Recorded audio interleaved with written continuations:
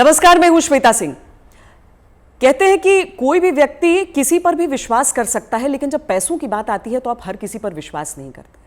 लेकिन कुछ नाम ऐसे होते हैं जो नाम आप अपने पैसों के साथ भी उन पर भरोसा करते हैं, उनकी जो सलाह है, उनका जो मशवरा है उसे लेते हैं। ये सबसे सरल और सामान्य भाषा में मैं अपने मेहमान का इंट्रोडक्शन आपको दे सकती हूं। डॉक्टर विवेक बिंद्रा, बहुत बहुत स्वागत है आपका। और ये बहुत बड़ा कॉम्प्लीमेंट होता है क्योंकि लोग जनरली अपने पेरेंट्स की, अपने भाइयों की, अपने बहनों की, इनकी बातों पर विश्वास करते हैं जब अपने पैसे की बात आती है। बहुत सोच समझ कर सोचते हैं कि पता नहीं कुछ गलत एडवाइस न दे दे। लेकिन आपके में क्या बात ऐसी है कि ये बड़ा बिजनेस जो है उसकी तरफ जो आम इंसान है वो इतना खिंचा चला आता है? धन्यवाद, थैंक यू। आम इंसान तभी खिंचा चलाएगा जब आप एक रियल वैल्यू क्रिएट कर सकते हैं, और वो रियल वैल्यू क्रिएट करने के लिए आम इंसान की जो सबसे खास समस्या है उसको सुलझाने के लिए क्या प्रयास किया जा रहा है। तो आज जो व्यापारी वर्ग हमारे देश में, देखिए, एंटरप्रेन्योरशिप बहुत पुराना है हमारे देश में, लेकिन स्केल नया है। बिजनेस खड़ा तो लोगों ने किया है, लेकिन बिजनेस बड़ा नहीं किया है। और बिजनेस बड़ा कैसे किया जाए, उसके लिए सोलोप्रेन्योर, एंटरप्रेन्योर के लिए हमने हिंदी भाषा में एक बड़ा बिजनेस, ये प्लेटफॉर्म ऐसा बिल्ड किया है जिससे वी आर हेल्पिंग, और आज बिलियनियर प्रोफेसर्स के साथ में हम उनकी मदद कर पा रहे हैं। लगभग 10 करोड़ लोग हमारे वीडियोस हर महीने देखते हैं, विच इज 100 मिलियन का हमारा मंथली एक्टिव यूजर है, और एक फार रीचिंग इम्पैक्ट है। आज 750 डिस्ट्रिक्ट के अंदर आज हमारे ऑफिस, माइक्रो फ्रेंचाइजी उनके साथ में नीचे जाके एक आम आदमी का हैंड होल्डिंग कर रहे हैं। अपना ये एक मुद्दा है कि रिक्शा वाले को भी हम एक बड़ा एंटरप्रेन्योर टेक्नोलॉजी के साथ एनेबल, साधारण भाषा में सिखा के उसे कैसे आगे बढ़ा दें। अच्छा, सुना कि आपको कुछ गिनीज बुक रिकॉर्ड्स में भी नाम है, कई सारे रिकॉर्ड्स हैं इनफैक्ट।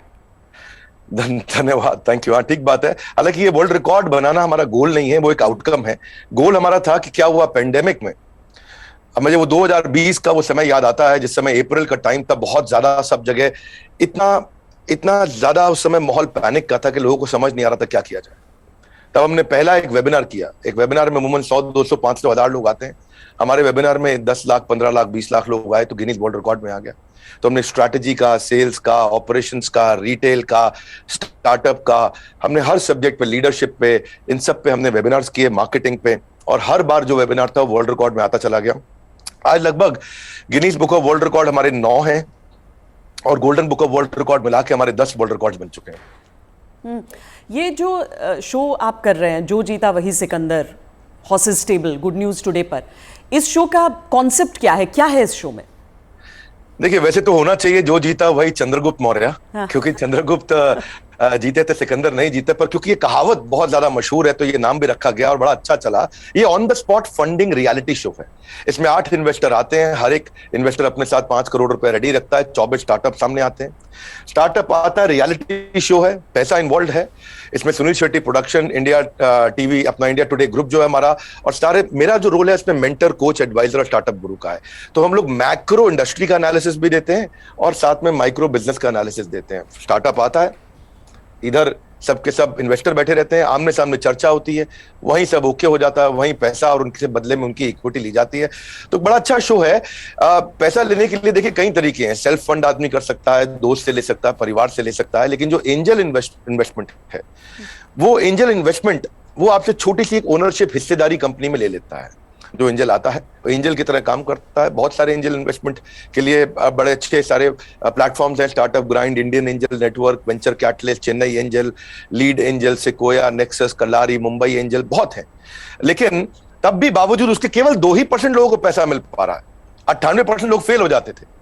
तो उसी के लिए हम लोगों ने मिलकर ये शुरू किया हॉर्सेस टेबल, जहां पे हम और लोगों को पैसा दे सके, उनकी मदद कर सके। अगर उनके आइडिया में दम है तो उनकी ग्रोथ में हिस्सेदारी देने के लिए हमारे इन्वेस्टर साथ में आते हैं, और मैं उसको वहां पे आके मॉडरेट करता हूं, मैं अपनी एडवाइस देता हूं, जिसके बेसिस पे आगे हम लोग उसको आगे बढ़ा पाते हैं। मतलब इसमें कोई भी आ सकता है, कोई भी जो जिसके पास कोई आइडिया हो कि किस तरीके से आगे कोई बिजनेस हो सकता है। ज़रूरी नहीं है कि कोई बड़े बड़े ग्रुप्स हों, बिजनेस हाउसेज हों। ये मकसद क्या है इसका, आइडिया कहाँ से आया? श्वेता जी, यही तो मेन मुद्दा है कि अगर आज मैं गुवाहाटी के आगे वहां से 200 किलोमीटर दूर जाके, जहां असली भारत बसता है, जो केवल दिल्ली मुंबई में नहीं है, उन लोगों को हम ला सके, उनको बढ़ा सके। देखिए, आइडिया यहां से आया कि एक एडम स्मिथ नाम के जेंटलमैन रहे, उन्होंने मैक्रो इकोनॉमिक्स पे किताब लिखी है। 200 साल पुरानी किताब है, उसको पढ़ने के बाद कुछ नहीं चाहिए। वो कहते 4 चीजें होनी चाहिए। एक जिस देश की पॉपुलेशन बढ़ रही है वहां बिजनेस अच्छा होगा, जहां टेंडेंसी टू कंज्यूम है, हमारे देश में स्वतंत्रता बहुत है, कुछ भी कंज्यूम कर सकते हैं, हमारा देश चाइना की तरह नहीं है। तीसरा, जहां एंटरप्रेन्योर बहुत है, और चौथा जहां इनोवेशन है। चारों लिहाज से 4 में से 3.5 नंबर इंडिया को दिए जाते हैं। इंडिया में एंटरप्रेन्योरशिप बहुत तेजी से बढ़ रहा है। तो हमारे को आपने पूछा आइडिया कहां से आया, आइडिया यहां से आया कि गड्ढा ढूंढने का एक ट्रेनिंग दिया जा रहा है, इसके द्वारा लोगों को इंस्पायर किया जा रहा है कि कैसे एक स्टार्टअप आए, क्या वो कस्टमर का टाइम बचा रहा है तो उसको पैसा मिल सकता है, हाँ भाई बड़ा अच्छा कर रहे हो आप, क्या वो कस्टमर का एफर्ट बचा रहा है, क्या वो कस्टमर का कोई कंफ्यूजन घटा रहा है, क्या वो कस्टमर के लिए सामान सस्ता लेके आ रहा है, क्या वो कस्टमर की प्रायोरिटी पे उसको फोकस करा रहा है, क्या वो कस्टमर को बढ़िया स्किल सर्विस, क्या वो कस्टमर को कोई वेंडर आइडेंटिफाई करके दे रहा है, क्या कस्टमर के लिए कोई कन्वीनियंस क्रिएट कर रहा है।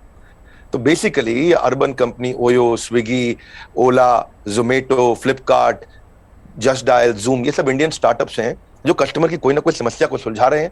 और जैसे वो समस्या सुलझाते हैं, और इसी के लिए हम इंस्पायर करना चाहते हैं कि स्टार्टअप ऐसा ही है जो कस्टमर की बर्निंग प्रॉब्लम को, ज्वलंत समस्या को सुलझा सके। पर इसके आगे क्या होगा? मतलब अगर कोई इंसान है, जैसे मान लीजिए मेरे पास ही कोई आइडिया है, तो मुझे तो बिजनेस चलाने के बारे में मालूम नहीं है, फंडिंग अगर मान लीजिए मुझे मिल भी जाती है यहाँ पर, तो आगे क्या बिजनेस चलाने में मदद भी मिलेगी? बहुत अच्छा प्रश्न है आपका। देखो, जब इन्वेस्टर आता है ना, तो वो स्मार्ट कैपिटल लेके आता है, केवल पैसा नहीं लाता है, वो एक हैंड होल्डिंग सपोर्ट लेके आता है। बड़ा बिजनेस साथ में हमारी कंपनी भी आ रही है, तो हम उनको लाइफ टाइम मेंबरशिप देते हैं, ट्रेनिंग देते हैं। देखिए, जब इन्वेस्टर आता है तो वो स्टार्टअप को मेंटरशिप देता है, एडवाइस देता है, रिसोर्सेज देता है। तो इसीलिए ये जो हॉर्सेस टेबल है, जो हमारे आज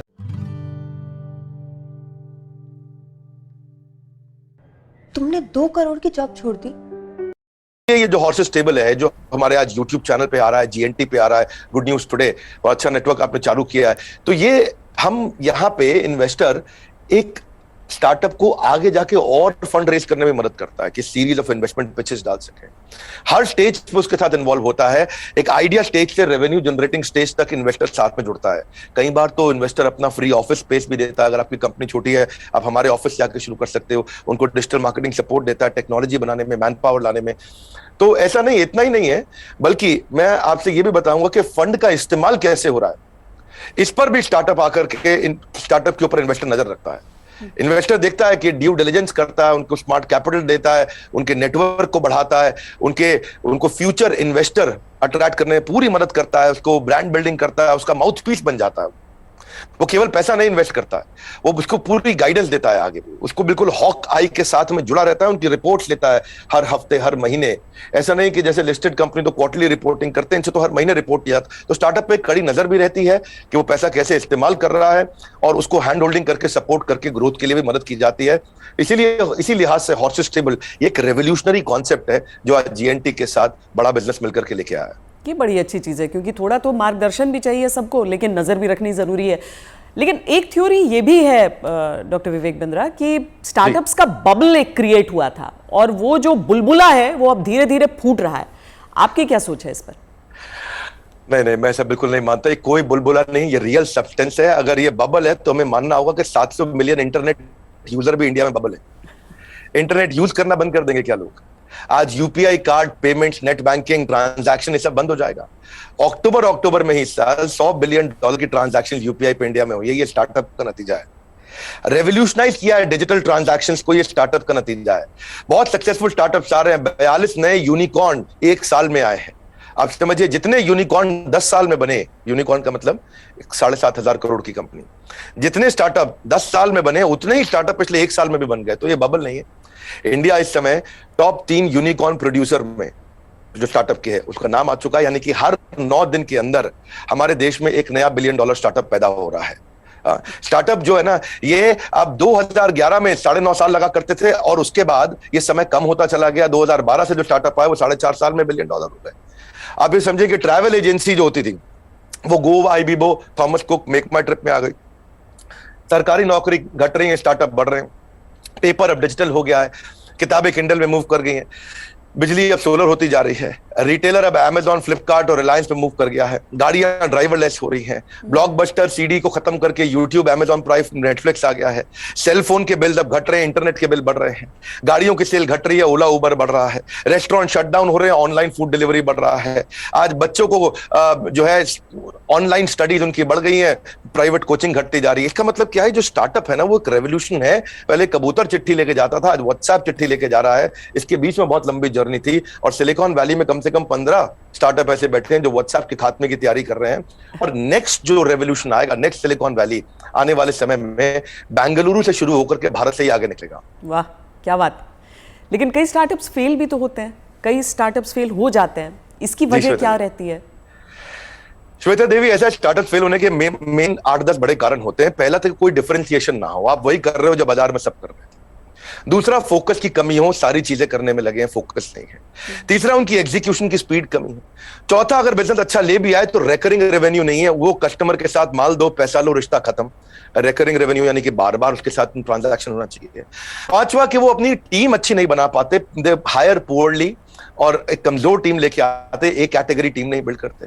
वो कुछ ऐसा बना बैठते हैं, गलती से एक और गलती एक करते हैं कि वो जो मेरे को अच्छा लग रहा पर कस्टमर को उसकी जरूरत नहीं, यानी कि कस्टमर अनफ्रेंडली प्रोडक्ट बना देते हैं, कस्टमर का फीडबैक नहीं लेके आ पाते हैं, पैशन नहीं होता है, प्रॉफिट के चक्कर में चले गए लेकिन पैशन नहीं है। ये बड़ा जरूरी है। आंसर बड़ा महत्वपूर्ण है। जो आज व्यूअर देख रहे हैं उनको ये समझना चाहिए कि अगर बिजनेस मॉडल और रेवेन्यू मॉडल कमजोर है, प्री मैच्योर स्केल किया, बिजनेस खड़ा हुआ नहीं, बड़ा करने पहले निकल गए, बिना टेक्नोलॉजी के स्केल किया और उसके चक्कर में फिर आपने कर्जा भी ले लिया, तो फिर जो है वो एग्जीक्यूशन और स्लो होगा, प्रॉफिट और कैश फ्लो खत्म होगा और फिर कैश बर्न आउट के बाद आप फंड भी रेज नहीं करेंगे। यही मुख्य कारण होते हैं कि स्टार्टअप फेल होते हैं। तो पहले बिजनेस को खड़ा करना है, बाद में बिजनेस को बड़ा करना है। क्या हम समझे कि एक स्टार्टअप कल्चर है अब और ये डेवलप हो रहा है, और ऐसे में भविष्य से आपकी क्या उम्मीदें हो जाती हैं?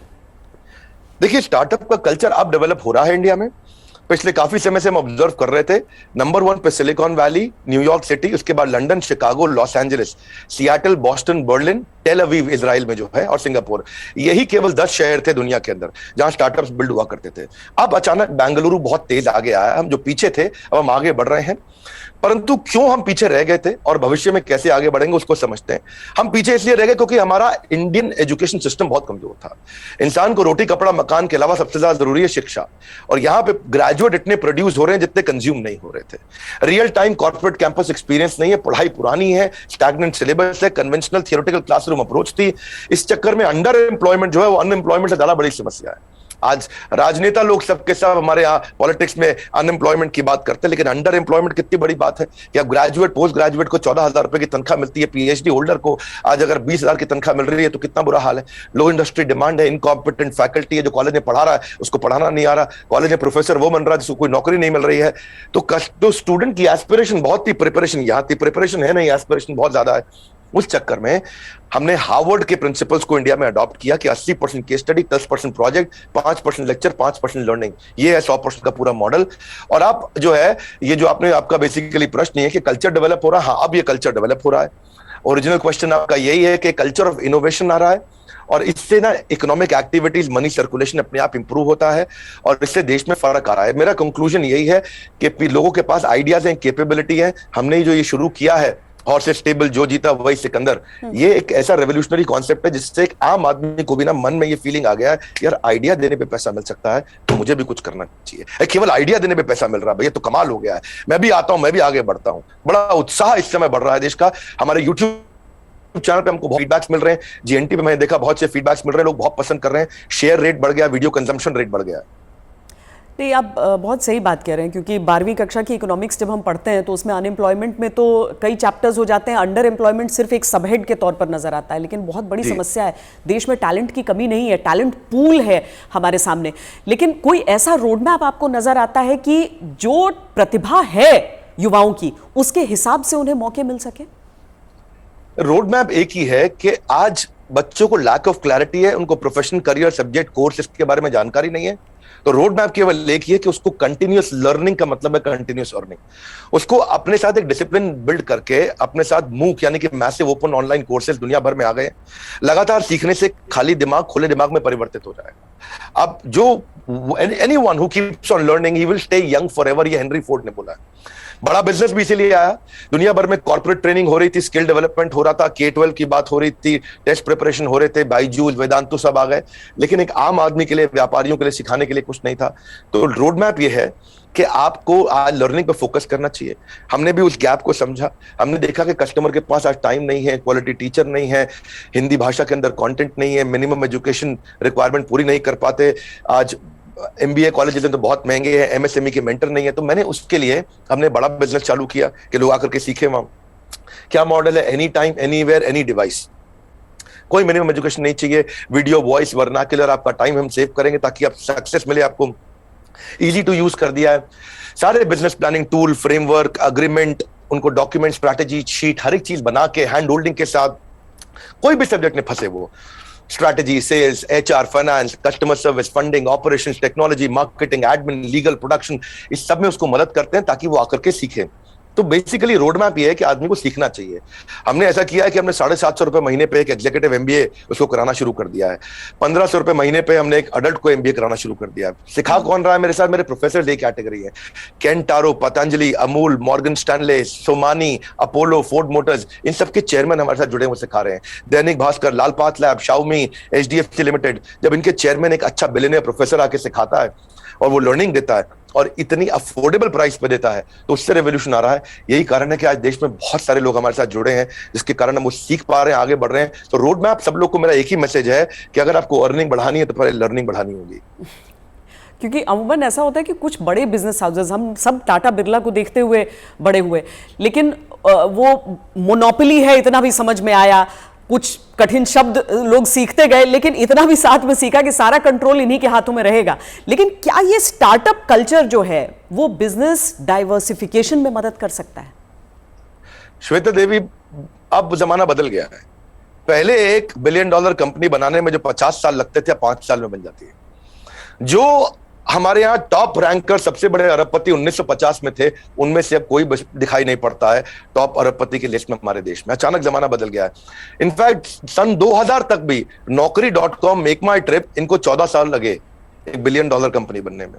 पर आप उसके बाद देखिए, फ्लिपकार्ट, पॉलिसी बाजार, जोमेटो आया तो उनको 14 साल नहीं लगे, ये 8.5 साल में $1 बिलियन हो गए। पर उसके बाद में देखिए, नाइका, ओयो, उड़ान और ओला इलेक्ट्रिक आया, ये 2 साल 3 साल में $1 बिलियन कंपनीज हो गए। तो अब जो है वो कॉर्पोरेट्स की बपौती नहीं रह गया है बिजनेस। अब पहले हुआ करता था कि बड़ी मछली छोटी मछली को खा जाया करती थी, आज बहुत सारी छोटी मछली मिलकर बड़ी मछली को खा जाती हैं, और उसी रेवोल्यूशन में हम कंट्रीब्यूट कर रहे हैं साथ में। डॉक्टर बिंद्रा, बहुत मजा आया आपसे बात करके। और एक चीज मैं कहूंगी कि आमतौर पर क्या है कि ये बिजनेस के कॉन्सेप्ट्स जो हैं उसमें अंग्रेजी का इतना इस्तेमाल होता है कि आम लोग कनेक्ट नहीं कर पाते हैं, आंकड़ों का इतना इस्तेमाल होता है कि लगता है कि यार ये तो हमारे बूते की बात नहीं है। आप इतने सिंपल तरीके से समझाते हैं, मुझे लगता है इसीलिए ऐसी चीजों पर भी लोग आपकी बात को समझते हैं, आपकी बात को मानते हैं। और ये जो जी, हर एंकर के साथ भी उतना अच्छा नहीं लगता जितना श्वेता देवी आपका इम्पैक्ट है और आज तक का इम्पैक्ट है। मैं तो मतलब मानता हूं उस बात को कि आज तक जितना न्यूट्रल और जितना अच्छा चैनल रहा है, और खास तौर से जो आपने इन्फ्लुएंस क्रिएट किया, तो आपको बहुत बहुत बधाई, धन्यवाद। आपने इतना समय लगाया आज लोगों को इन महत्वपूर्ण पहलुओं पर हम चर्चा कर सके। Thank you so much, thank you so much. धन्यवाद श्वेता जी, थैंक यू।